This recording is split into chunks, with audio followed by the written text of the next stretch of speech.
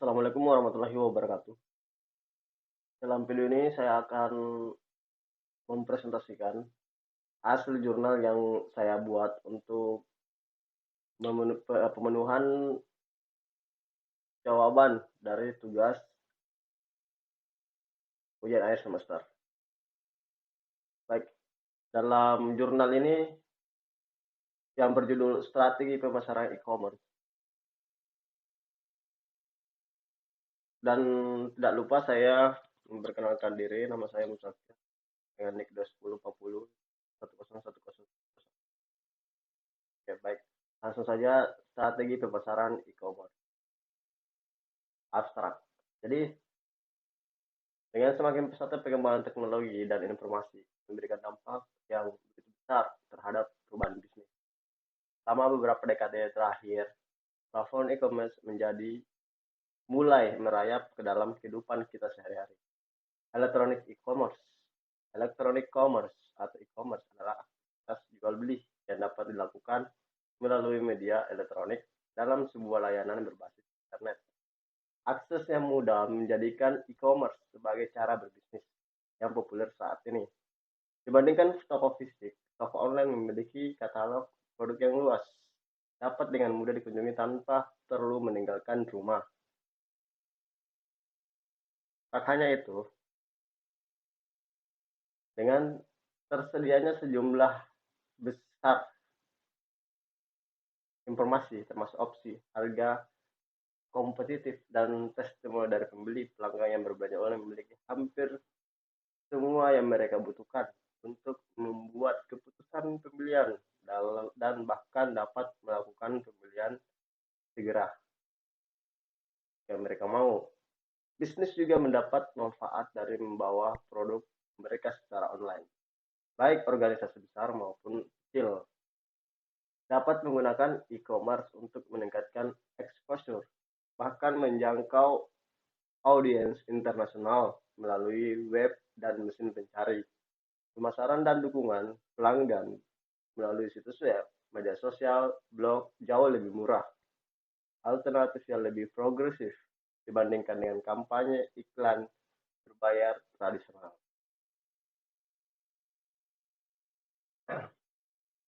Pendahuluan, e-commerce sebenarnya sudah dikenal sejak tahun 90-an dan merupakan sarana bisnis dengan menggunakan jaringan internet.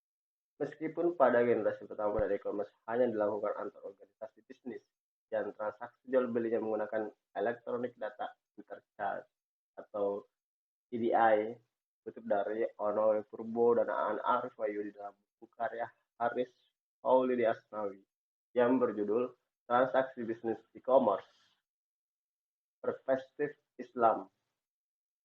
David Baum menjelaskan bahwa e-commerce adalah salah satu dinamis teknologi aplikasi dan proses yang menghubungkan perusahaan, konsumen, dan komunitas tertentu melalui transaksi elektronik dan perdagangan barang, jasa, dan informasi yang dilakukan secara elektronik. Istilah dari e-commerce itu sendiri digunakan untuk mendapatkan semua jenis transaksi yang memakai media elektronik. Menurut Dan Washington memiliki 4 perspektif pengertian yang mereka temukan mengenai e-commerce. E-commerce dikatakan sebagai proses pengiriman barang, layanan informasi, sampai pembayaran melalui komputer atau elektronik. Perspektif komunikasi. E-commerce adalah aplikasi dari sebuah teknologi menuju otomasi dari transaksi bisnis, perspektif proses bisnis. E-commerce sebagai sarana kemudahan transaksi melalui layanan internet maupun sarana online. Perspektif online dan e-commerce sebagai alat untuk memenuhi keinginan manajemen dan konsumen dalam menghemat biaya layanan, kualitas produk hingga layanan penerimaan perspektif.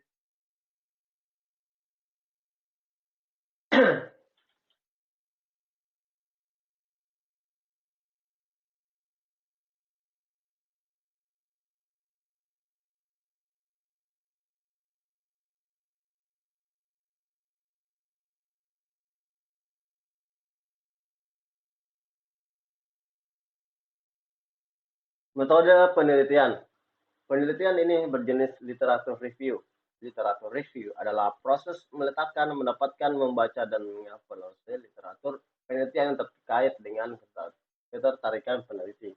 Gordon dan Bott tahun 2005 dalam Mensality 2017 34, literatur review merupakan salah satu tahap penting pada tahap awal pemilihan sebab proses ini dilakukan pada hampir semua jenis penelitian, baik pada paradigma kualitatif maupun kuantitatif. Jadi untuk review pembeli ini sangat sangat menjamin untuk meyakinkan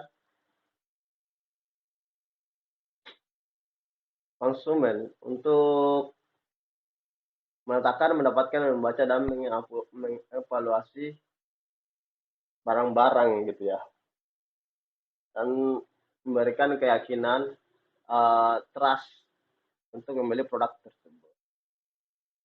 Manfaat dari literatur review yang kita lakukan antaranya memperdalam pengetahuan tentang bidang mengetahui hasil penelitian yang berhubungan dengan yang sudah pernah dilaksanakan research, mengetahui perkembangan ilmu pada bidang yang kita pilih, state of the art research, memperjelas masalah penelitian, research problem, dan mengetahui metode terkini dan disusulkan pada penelitian untuk menyelesaikan masalah penelitian state of the art method. Dalam penelitian ini, peneliti menganalisis perkembangan e-commerce dan dinamika yang terjadi di dalamnya. Variabel dalam penelitian ini terbagi menjadi dua variabel, yaitu variabel independen bebas dan variabel independen terikat. Variabel independen bebas adalah variabel yang mengaruhi atau yang menjadi penyebab perubahannya atau yang timbul dependen atau terikat. Variabel independen bebas yang sering juga kita disebut variabel X, sedangkan variabel independen terikat sering disebut Y. Variabel independen bebas dalam penelitian ini yaitu strategi digital marketing. Variabel independen yaitu adalah perkembangan e-commerce dari tahun ke tahun. Hasil dari pembahasan analisa statistik juga memudahkan untuk melacak preferensi pelanggan dan menyampaikan pesan dengan kualitasnya. Kemajuan teknologi dan e-commerce sejauh ini belum menunjukkan tanda-tanda melambat, dan itu karena kebutuhan pelanggan mereka juga terus berubah. Saluran untuk retail ini memberi pelanggan lebih banyak daya tawar daripada sebelumnya, sehingga bisnis online harus benar-benar memahami perilaku konsumen. Untungnya munculnya data besar. Data besar telah membuat pemahaman konsumen menjadi lebih mudah selama bertahun-tahun. Alat analitik online dapat membantu pemasar mengungkap pola perilaku pembeli berdasarkan pembelian apa yang telah mereka lakukan dan apa yang telah mereka konsumsi. Data yang diperoleh membantu bisnis online untuk melakukan cara terbaik untuk menyediakan produk dan layanan yang dicari konsumen. Serta platform dan saluran apa yang dapat mereka gunakan untuk menjangkau mereka dengan cara yang terbaik. Manfaat e-commerce bagi pelaku usaha yaitu memungkinkan pelaku untuk atau menjual produk yang mereka buat kepada konsumen yang lebih banyak sehingga mencakup pasar lebih. Contohnya pengrajin ukiran Jepara dapat memasarkan produk semua negara tanpa membuat toko. Dan hanya itu, pemilik usaha pun tak perlu membuka cabang dan distribusi dalam hal shipping bar. Hal ini tentunya dapat mengurangi biaya perusahaan dan meningkatkan kebutuhan bersih dengan menurunkan biaya operasional perusahaan. Harga barang pun dapat ditekan semurah mungkin dikarenakan akumulasi dari manfaat di atas. Tak hanya pelaku usaha, keuntungan adanya e-commerce juga dapat dirasakan dari pihak konsumen, yaitu tersedianya waktu belanja 24 jam sehari. Beberapa dalam toko konvensional yang biasanya tutup pada jam malam dan baru buka jam 8 pagi, satu hal yang menjadikan konsumen belanja online adalah menghemat waktu. Tak perlu dating ke toko dalam membeli, hanya dengan membuka website barang yang dapat langsung dipesan dan dapat dikenakan alamat. Seperti halnya pelaku usaha, penetapan harga lebih murah karena menghemat biaya perusahaan terima pula oleh konsumen. Dengan adanya e-commerce, konsumen mampu membandingkan banyak produk sekaligus hanya dengan klik, tanpa Anda harus menyurvei toko dari satu ke tempat yang lain, bahkan membeli barang dan jasa dari luar negeri tanpa harus luar negeri. Jadi kesimpulan adalah strategi digital marketing yang perlu dikuasai oleh pelaku e-commerce adalah membantu pemasaran. Selain memperhatikan konten marketing, juga harus memahami tren yang sedang terjadi di media sosial, maupun platform lain yang bisa menciptakan brand awareness. Terus meningkatnya para pengguna pintar menjadikan konten untuk platform mobile menjadi sebuah keharusan. Hal ini bukan berarti Anda tidak boleh melakukan pemasaran produk dan promosi secara offline. Kenyataannya adalah segala sesuatu yang dilakukan secara online melalui media sosial, Twitter, stream, serta penulisan melalui Google membutuhkan aktivitas SEO yang konstan, publishing, penciptaan konten, dan marketing. Jadi ada beberapa referensi yang saya dapatkan, bisa dikunjungi referensi di site tertentu. Jadi sekian dari video saya tentang strategi untuk membangun e-commerce. Terima kasih. Kita lanjut beberapa bentuk e-commerce. Ya. Jadi ada 6 macam di sini bentuk-bentuk dari e-commerce itu sendiri. Jadi business to business atau B2B, pelaku bisnis e-commerce atau organisasi atau perusahaan yang transaksi dilakukan oleh para trading partner. Jadi bisnisnya adalah untuk memang untuk orang-orang yang termasuk dalam kegiatan bisnis. Terus yang kedua adalah business to customer atau B2C, perdagangan elektronik pada suatu perusahaan yang melakukan penjualan produk barang kepada pembeli. Jadi ini langsung dari end user ya. Terus yang ketiga adalah customer to customer, bisnis di mana consumer atau pelanggan dapat saling menjual produk satu sama lain. Jadi ini dikatakan untuk biasanya di forum-forum gitu ya. Jadi selalu bisa menjual barang mereka, apa itu masih baru atau bekas atau berupa jasa. Itu bisa dilakukan secara individu masing-masing. Ya. Terus customer to business, konsumen dapat menawarkan barang dan jasa kepada seseorang pengusaha dan pembeli. Terus yang kelima adalah business to public administration atau B2A. Business dapat menawarkan sebuah barang atau jasa kepada lembaga pemerintahan. Customer to public administration adalah kebalikan dari itu.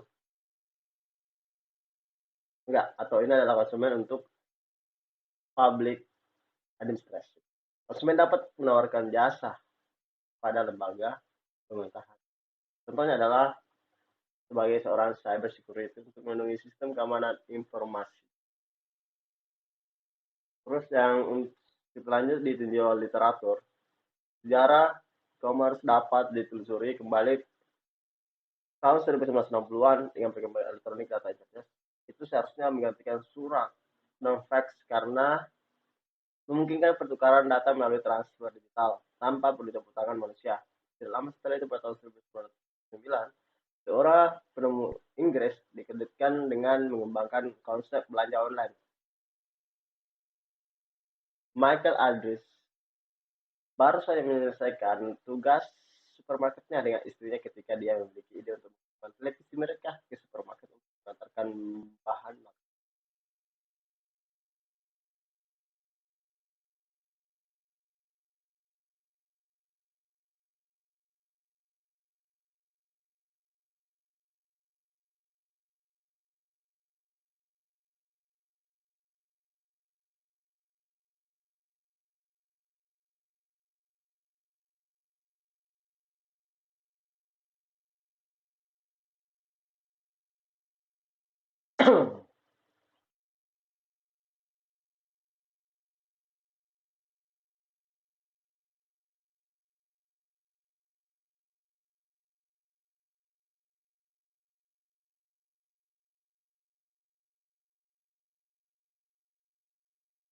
Akhirnya pada tahun 1990, tim Berners-Lee dan Robert Eliyahu membangun sebuah proyek hypertext yang disebut dengan World Wide Web. Lee menggunakan komputer NUX untuk membuat server pertama serta menulis browser web pertama pada tahun 1991. Web memulai debutnya sebagai layanan yang tersedia untuk umum internet.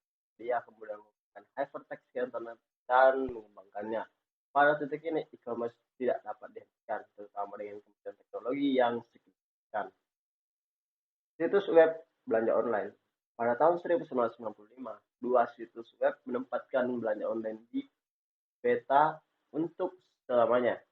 Amazon mungkin penjual online paling terkemuka saat ini, mulai dari toko online yang menawarkan lebih banyak judul dibandingkan dengan perusahaan offline-nya. Pada tahun 2001, mereka meluncurkan situs seluler pertama mereka. Amazon menarik 65 juta pelanggan setiap bulannya.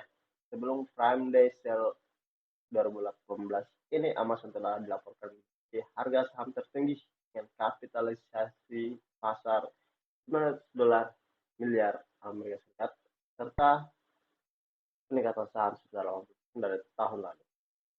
Dunia melihat efisiensi halaman kategori e-commerce melalui Amazon. Tapi yang lebih penting, ulasan pengguna dan skala penilaian menggunakan situs web.